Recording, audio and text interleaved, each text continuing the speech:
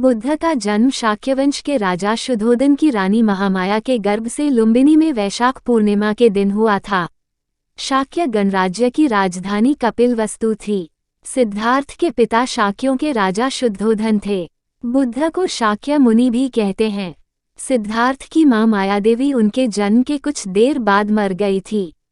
कहा जाता है कि फिर एक ऋषि ने कहा कि वे या तो एक महान राजा बनेंगे या फिर एक महान साधु।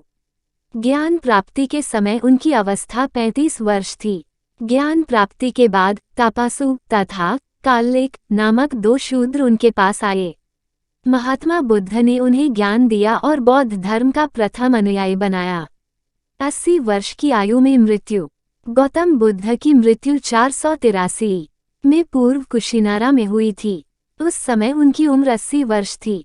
बौद्ध धर्म के अनुयायी इसे महापरिनिर्वाण कहते हैं, लेकिन उनकी मृत्यु के मत में बौद्ध बुद्धिजीवी और इतिहासकार एकमत नहीं हैं। भगवान बुद्ध के अंतिम शब्द। हे भिक्षुओं, इस समय आज तुमसे इतना ही कहता हूँ कि जितने भी संस्कार हैं सब नाश होने वाले हैं। प्रमाद रहित होकर अपना कल्याण करो।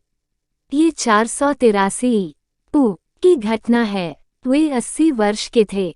बौद्ध ग्रंथ महापरिनिर्वाण सूक्त में पाली भाषा में उल्लेखित है, उस वर्ष बारिश से पहले बुद्ध राजगृह में थे। वहां से वे भिक्षु संघ के साथ यात्राएं करते वैशाली पहुंचे। यहाँ पास के बेलग्राम में उन्होंने वर्षावास किया। यहाँ वे बीमार हो गए। स्वस्थ होने पर वे फिर अम्बग्राम, भंडग्राम, जम्बूग्राम, भोगंगा आदि की यात्रा करते पावा नामक ग्राम में पहुंचे। वे यहाँ चुंद कम्मारपुत्र नामक एक लोहार के आमों के वन में ठहरे। उसने खाने में उन्हें मीठे चावल, रोटी व मदोव दिया। बुद्ध ने मीठे चावल व रोटी तो औरों को दिलवा दिए, पर मदोव इसलिए किसी को नहीं दिया क्योंकि उन्होंने समझ लिया था यह कोई अन्य पचा नहीं सकेगा। स्वयं उन्होंने भी जरा सा खाया, शेष जमीन में गड़वा दिया। इसको खाते ही वे बीमार हो गए थे और उनकी मृत्यु हो गई। न्यू इंसाइक्लोपीडिया ब्रिटेनिका मार्कोपीडिया भाग में उल्लेखित है कि संभव है कि एक ग्रामीण व्यक्ति के घर कुछ खाने के कारण उनके पेट में दर्द शुरू हो गया। बुद्ध अपने शिष्यों के साथ कुशीमारा चल दिए। रास्ते में उन्होंने अपने शिष्य आनंद से कहा, आनंद, इस संधारी के 4 तह करके बिठाओ। मैं थक गया हूँ, लेटूंगा। आनंद, मेरे लिए कुकुत्था नदी से पानी ले आओ। बुद्ध ने फिर उस कुकुत्था नदी में खूब स्नान किया। उसके बाद वहीं रेत पर चीर बिछा कर लेट गए। कुछ देर आराम करने के बाद वह अब चलने लगे। रास्ते में उन्होंने हिरण्यवती नदी पार की। अंत में कुशीमारा पहुँचे। यहाँ उनका कहना था कि मेरा जन्म 2 शाल वृक्षों के मध्य हुआ था, अतः अंत भी 2 शाल वृक्षों के बीच में ही होगा। अब मेरा अंतिम समय आ गया है। आनंद को बहुत दुख हुआ।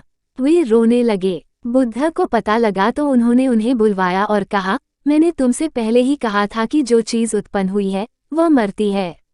निर्वाण अनिवार्य और स्वाभाविक है, अतः रोते क्यों हो? बुद्ध ने आनंद से कहा कि मेरे मरने के बाद मुझे गुरु मानकर मत चलना। बुद्ध की मृत्यु के बाद उनके पुत्र राहुल भी भिक्षु हो गए थे, पर बुद्ध ने उन्हें कभी कोई महत्व प्राप्त नहीं होने दिया। बुद्ध की पत्नी यशोधरा अंत तक उनकी शिष्या नहीं बनी। पढ़ी, चिंता नहीं, चिंतन कीजिए, चिंता गायब हो जाएगी। उनके मरने पर 6 दिनों तक लोग दर्शनों के लिए आते रहे। 7वें दिन शव को जलाया गया। फिर उनके अवशेषों पर मगध के राजा अजातशत्रु, कपिलवस्तु के शाक्यों और वैशाली के विच्छवियों आदि में भयंकर झगड़ा हुआ।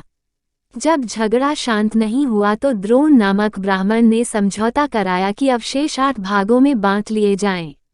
ऐसा ही हुआ। 8 स्तूप 8 राज्यों में बनाकर अवशेष रखे गए।